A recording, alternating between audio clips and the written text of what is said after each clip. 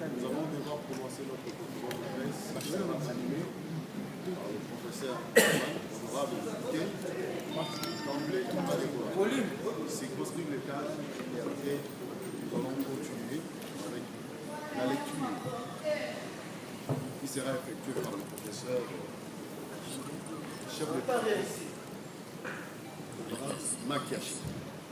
Honorable, vous avez la parole.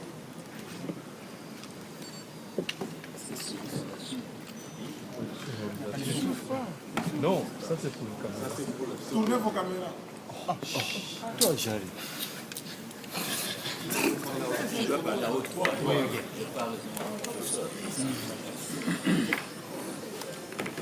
non, non. C'est pour les caméras. Pour les images, hein, là. Je vois sur ça là.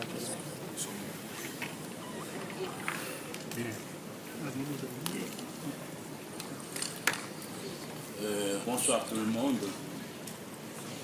Nous nous retrouvons là, dans ce cadre magnifique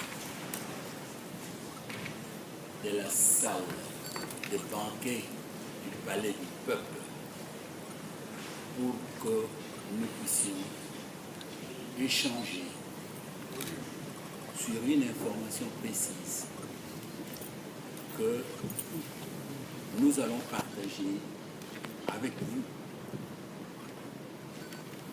Pour commencer, je croyais à lieu de pouvoir remercier ceux qui nous ont donné l'opportunité de pouvoir nous retrouver ici. Je vais dire le bureau de l'Assemblée nationale,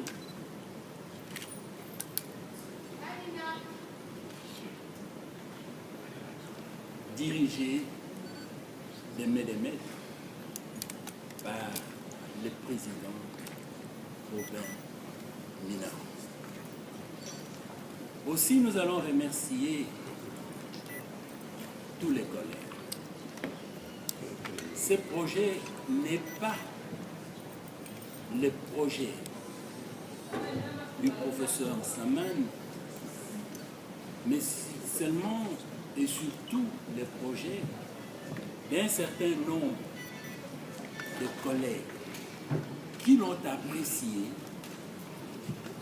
l'ont approuvé et se sont associés au collègue professeur Saman pour demander l'autorisation au bureau de pouvoir prendre en considération cette activité.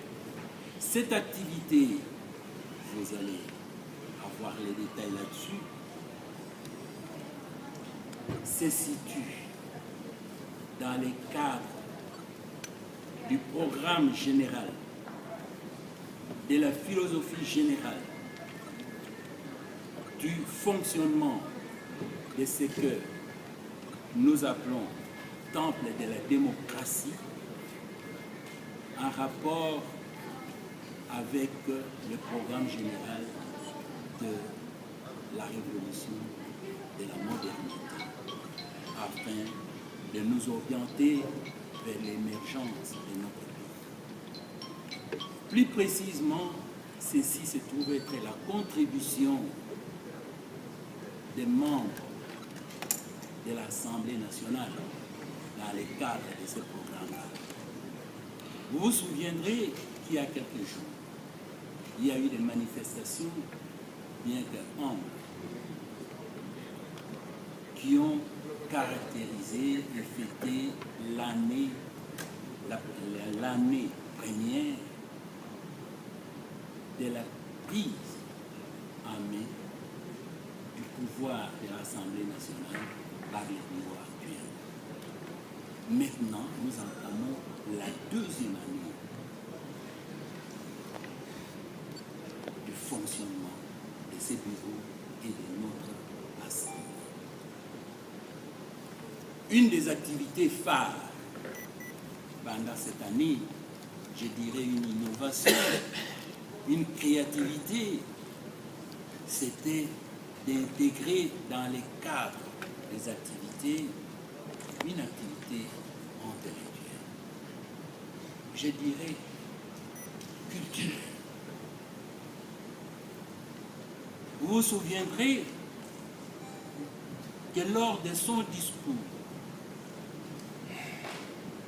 lors des festivités du cinquantenaire, en présence de notabilités et de hauts cadres, et surtout des invités, y compris le numéro 11 de la Belgique, le président de la République, Joseph Kabila Kabange, a dit, je cite, le développement d'un pays dépend de la vision politique, de la culture managériale, de la discipline et de l'éthique. Je ferme la parenthèse. Dans ce cadre-là, nous avons saisi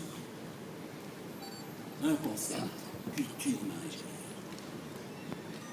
Et comme la culture managériale englobe tout, commence par l'empirisme au niveau de la famille, jusqu'à s'étendre au niveau des macros, que ce soit l'ONU ou d'autres organisations internationales, nous avons estimé qu'il était nécessaire de voir ce que nous pouvons éventuellement faire dans le cadre des responsabilités politiques que nous assumons actuellement. Certes,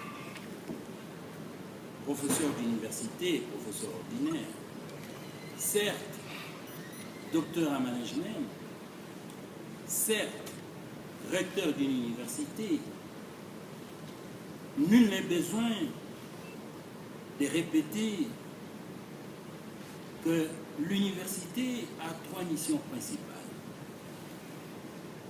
L'enseignement, la recherche et les services. Dans ce cadre, il n'est pas dit que l'université doit se confiner seulement au campus.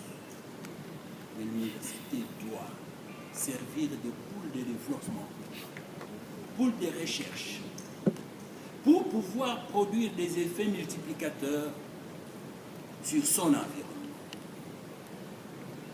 Et arriver ici, tout en sachant que une science qui n'est pas appliquée, vous pouvez en tirer la conclusion. Nous nous sommes dit que faire. Mais très vite, au Parlement, après une année, nous avons constaté et on a découvert qu'il y avait réellement ce qu'on appelle une mine d'or des ressources humaines. Car en management, quand on parle des ressources, il y a ce qu'on appelle les 4 R. R comme ressources humaines, R comme ressources financières, R comme ressources matérielles et R comme ressources temporelles. Tenant compte de ça, nous croyons que ressources humaines, c'est capital. Et je n'ai pas envie de pouvoir citer quelqu'un, un grand entrepreneur, qui, après le passage de la tempête de la guerre de 14-18, l'usine de Mercedes était complètement rasée. On se posait la question de savoir que faire. Mais il devait beaucoup d'argent aux travailleurs. Il dit tout simplement, je vous pose une question. Ou bien, vous voulez que je vous paye votre argent, c'est parti. Ou bien, vous acceptez que pendant un certain nombre de mois, nous nous investissons au travail sans salaire, mais après 6 mois, les gens vont devenir actionnaires dans l'entreprise et nous allons contribuer.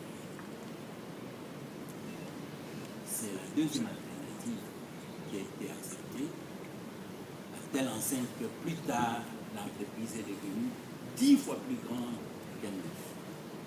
D'où l'anecdote. Rasez tout, mais laissez-moi maison. Je serai plus fort. Dans ces cadres précis, nous avons ce qu'on appelle les ressources humaines. Des élus sur 18 000 candidatures. On se retrouve avec à peine 500 élus. Peu importe comment ils ont été élus, mais ils ont été élus. Moi-même, j'ai été élu. Non, moi. Mais alors, ce sont ceux qu'on appelle des étoiles, ceux qui ont brillé, qui sont sortis de l'agrégage, qui sont en fait le porte-parole, ceux qu'on appelle Alimana. Ils doivent parler pour le peuple. Ils doivent être des hommes d'État parce qu'ils engagent la nation. Mais il ne suffit pas de constater. Il faut aussi poser la question de savoir. Ceux-là qui sont aussi brillants, qui ont réussi, que le peuple a choisi. Mais arrivés ici, ils se sont fait inscrire dans les différentes commissions. 7 commissions techniques au Parlement. Ceux que nous avons trouvés là ont travaillé dans une section, dans une commission ou dans plusieurs commissions. 50 ans. Ils sont accumulés une certaine expérience. Mais que deviendront-ils après la mandature au cas où ils n'étaient pas réunis? C'est une question. Au moment où pendant 5 ans, ils ont appris à s'adresser à une foule, pas une foule disparate, mais plutôt des intellectuels. 500 personnes. Au moment où ils ont appris comment tenir un micro en public, alors, quand ils terminent, ils partent. Qu'est-ce qu'ils deviennent? Mais par analogie, pour une meilleure compréhension, nous avons tous appris et nous savons qu'à l'époque, quand quelqu'un entrait dans l'armée, à la sortie, il était maçon, il était charpentier, il était infirmier, il était chauffeur, etc., etc. Mais au moment où nous nous retrouvons,